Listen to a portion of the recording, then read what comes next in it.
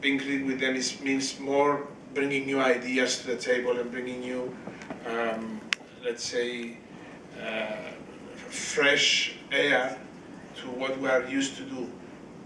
We used to do things in a way. In tourism, the last 10 years in Cyprus has changed a lot.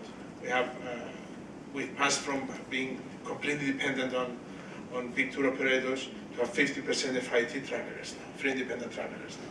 So it's more towards the industry. It's very hard to change the way people act. For the last 20 years, I've been working in a way that went well. Built a lot of hotels, sent a lot of people to study abroad. So it's an economy that worked well. So now things are changing, and many people are not willing to change. So my blogs talk about that, and also a lot about sustainability and growth.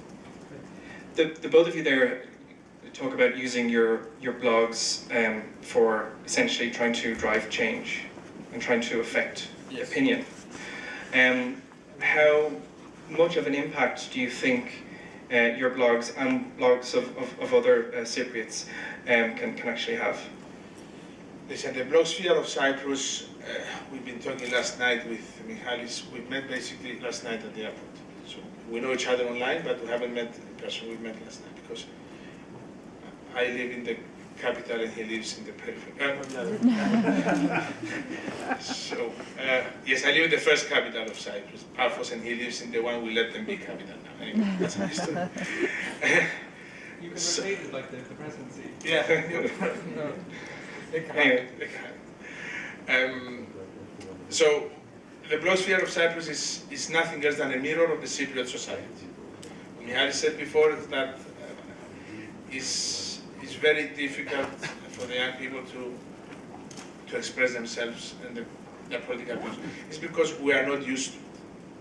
It's because our democracy is very young, our republic is very young. So, but things are changing fast online.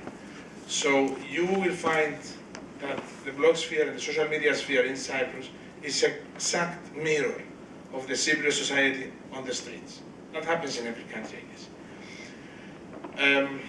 When you make a blog post or something that you think, I think one post is very exciting. I think about I write and I publish, and then I say it gets 7 visits. I say, what the hell? People don't care about that?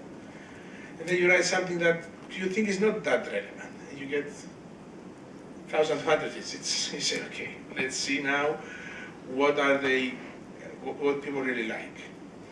So influencing through a blog, it is not very easy.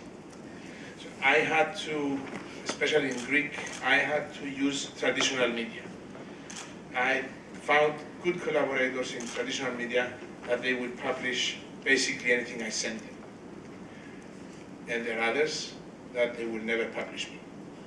So, but I still send it to them. I still send it to them just for the sake of sending it to them. Yeah, you've both come to Brussels for this event. It's quite clear that you're both very interested in what the EU does and the Cypriot presidency. What impact do you think the EU can have on the kind of stuff that you want to write about and communicate?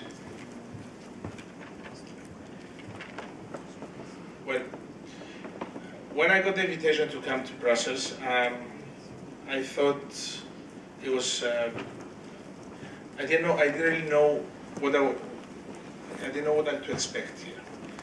So it was a little bit of a nervousness to see what are we going to do here. So, but then this morning when I saw that there are other bloggers and there are people that they have a job but they also blog.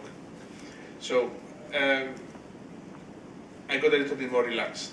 I didn't take my pill. I had here. I didn't take it. So it's okay. So I'm very interested. Personally, I'm very interested in the EU policies because I think it affects whatever happens here in Brussels. They affect us directly in Paphos or in Extremadura or in Nicosia. It affects us directly. So I would like to see what are the bloggers doing doing, what are they transmitting, what is their worries, what do they want to transmit to the people. Now, from the point of view of influencing, as I said before, it's very hard because you never know. You have very good followers, people that they follow you all the time.